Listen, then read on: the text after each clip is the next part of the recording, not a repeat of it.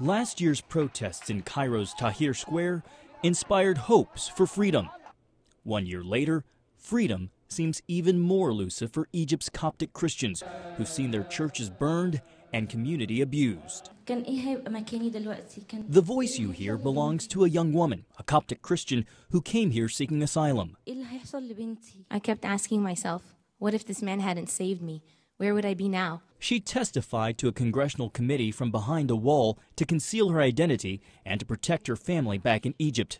The faceless woman, referred to as Anne, gives voice to women who've disappeared, never to be heard from again, recounting how a man tried to kidnap her last year. I was screaming. I didn't know what he wanted.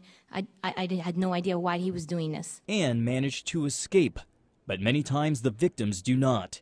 According to a new report, the number of disappearances and abductions among Coptic women is on the rise, all with the goal of converting women to Islam. I don't care who's in the White House, Democrat or Republican, when women are being abused, when anybody's human rights are being abused, there should be no partisanship. Congressman Chris Smith is trying to make this a public concern.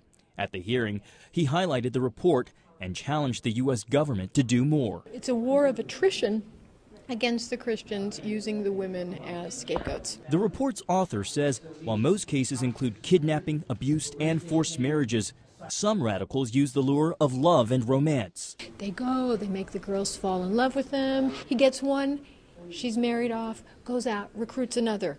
Gets her, goes out, recruits another. The same name was cited in 5 separate police reports. Some experts believe this is part of a wider campaign to impose an Islamist agenda. The practices of abducting, torturing, and forcing conversions on Coptic women or any element of society is a terrorist act. In the last year, the number of asylum petitions has skyrocketed, and the U.S. is granting more requests to people like Anne, who's grateful, however, can't help but feel a tinge of guilt.